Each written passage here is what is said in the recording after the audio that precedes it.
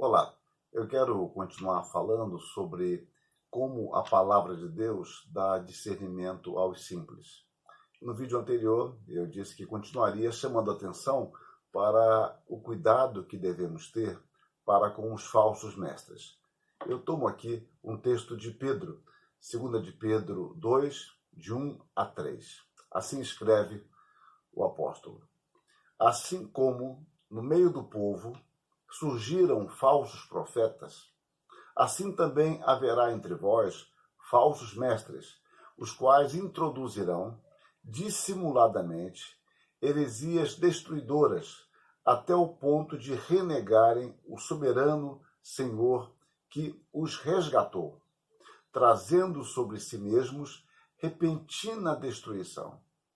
E muitos seguirão as suas práticas libertinas, e por causa deles será infamado o caminho da verdade. Também, movidos por avareza, farão comércio de vós com palavras fictícias. Para eles, o juízo lavrado a longo tempo não tarda, e a sua destruição não dorme. Observem bem o verso 3. Também, movidos por avareza, farão comércio de vós com palavras fictícias. E no mesmo verso já há aqui a condenação. Para eles, o juízo lavrado a longo tempo não tarda e a sua destruição não dorme. O falso mestre é aquele que ensina a mentira, ensina o engano. Ele cria imagens que nada são para justamente corromper seus ouvintes, conduzindo-os a negar o próprio Senhor Jesus Cristo e também a viverem libertinamente, é a expressão que Pedro usa, ou seja, de modo dissoluto, lascivo, sem amarras, sem nada que o segure ou que o conduza com segurança. Por causa disso, por causa desse ensino, dessa prática consequente, o caminho do Evangelho será caluniado, reprovado, blasfemado, é o sentido que Pedro dá sobre o infamado, é blasfemado. O caminho do Evangelho será blasfemado. A mensagem desses falsos mestres consiste numa corrupção do Evangelho. E observe o que ele fala no verso 3, que eu já enfatizei. Palavras fictícias. Essa expressão fictícias é uma palavra grega, plastos, que parece ter aqui o sentido de algo artisticamente elaborado.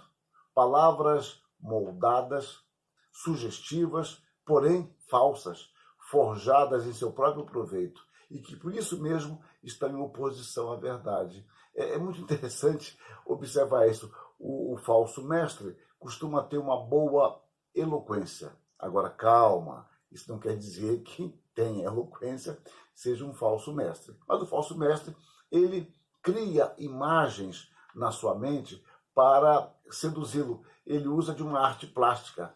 Curiosamente, este é o termo que, passando pelo latim, vem para a nossa língua com o sentido de plástico. Então, no latim, a palavra plastos é plásticos e, em português, plástico. Então, devemos ter cautela, calma. Não devemos nos seduzir simplesmente pela beleza do discurso, embora um discurso belo seja agradável. Eu estou sempre tentando cercar os caminhos, estabelecer parâmetros para que não sejamos precipitados. Ah, um discurso belo, isso é falso. Ah, um discurso horroroso, ah, isso é verdade. Não, cautela. Devemos analisar o que está sendo dito. Porque o ensino cristão, ele envolve arte, mas não arte plástica para com a verdade.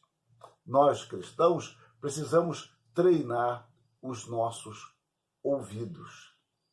É importante isso. Observe o texto de Jó 34, 3, e você pode comparar com Jó 12, 11. Porque o ouvido prova. A palavra aqui, barã, tem um sentido, além de provar, de examinar, testar. O ouvido prova as palavras. E vejam a comparação feita. Como o paladar a comida. Então, antes de engolir com nossos ouvidos tudo que nos é ensinado, é preciso examinar, provar. E a palavra de Deus é o fundamento, é a verdadeira verdade de Deus para nós. E é por meio dela que nós temos condições de examinar a verdade, examinar aquilo que quer se passar por verdadeiro, tendo em si uma conotação de verdade absoluta. Verdade absoluta é a palavra, e por meio dela nós podemos examinar todas as coisas, porque o ouvido prova as palavras, como o paladar a comida. Que Deus nos dê esta capacidade, que Deus nos dê esse desejo de examinar todas as coisas antes de aceitá-las. Que Deus nos ajude. Amém.